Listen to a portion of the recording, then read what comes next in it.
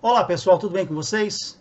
Bom, vou apresentar aqui para vocês hoje os 12 livros que eu escolhi para fazerem parte da minha programação de leitura para 2024. Tá? Basicamente, eu escolhi alguns livros clássicos, escolhi alguns livros de literatura, um livro, na verdade, de literatura mais contemporânea, mais atual, escolhi algumas literaturas mais bíblicas, de história da igreja, entre outros, mais dentro do cristianismo, e também livros mais históricos, fontes históricas e também sobre a história de uma forma geral, ok? Vamos começar com os clássicos, da Jane Austen, Razão e Sensibilidade, né? Um dos clássicos dela aí, né? Um dos principais livros dela, a gente é vendido junto aí com Orgulho e Preconceito, Persuasão.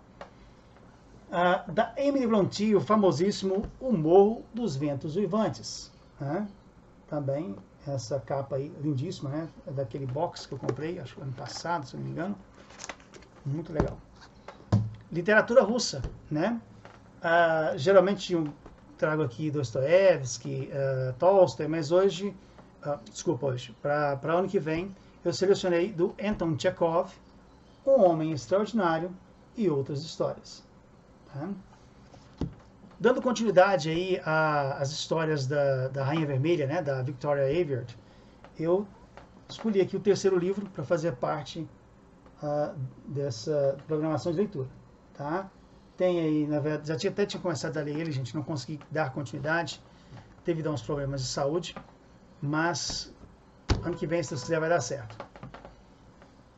Livro que a gente lê na escola, né, na época escolar, Machado de Assis, Dom Casmurro. Então, também em literatura brasileira, na lista para a gente ler ano que vem.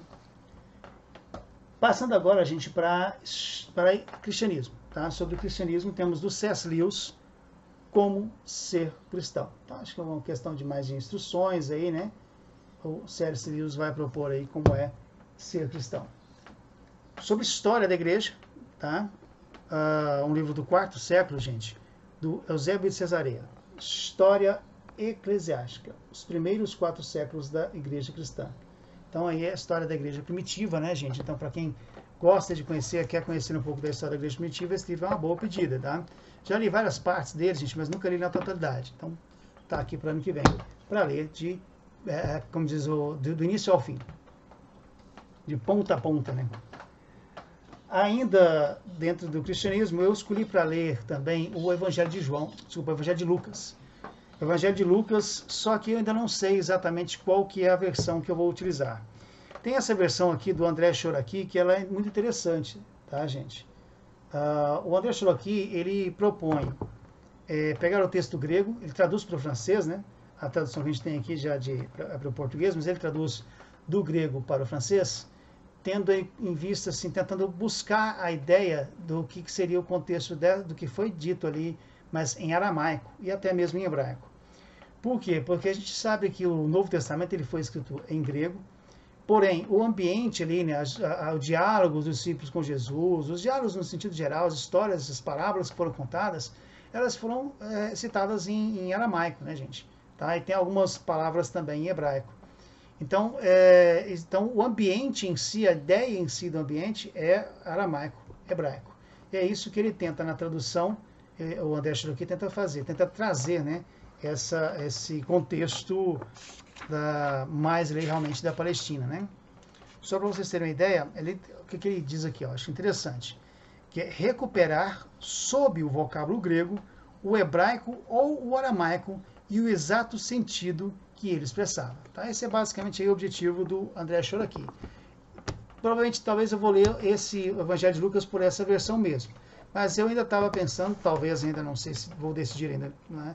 Ainda não decidi, ler aqui pela Bíblia de Jerusalém, que é uma excelente tradução também do Evangelho de Lucas. Da Bíblia, de forma geral, é uma excelente tradução. Tá? Tem até esse livretinho, gente, acho uma gracinha, tá? Com todo o Evangelho de Lucas, mas as letrinhas são muito miudinhas, eu não conseguiria realmente ler. Tá? É realmente muito complicado. Livros de história. A começar, gente, com um livro sobre história antiga, geralmente aqui, Roma e Grécia, né?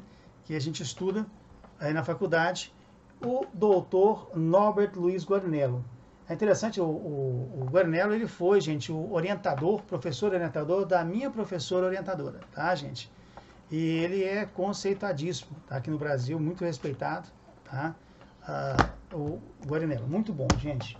É claro que isso aqui é uma introdução, gente, não é exatamente uma coisa mais densa, né?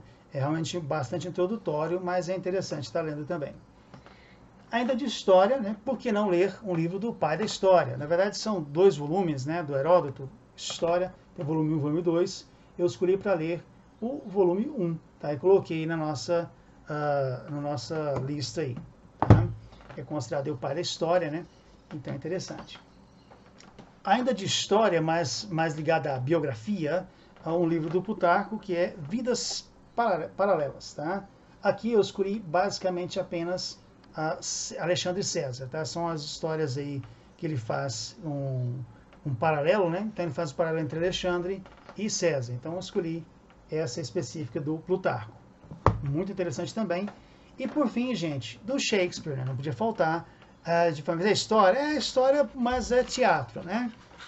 Também de Júlio César, tá? Escolhi aqui dessa coleção ler a história de Júlio César, escrita aí por Shakespeare, como uma peça teatral. Pessoal, bom, é somente isso aí mesmo. Quero agradecer a todos que assistiram até aqui. Um forte abraço a todos e até o próximo vídeo.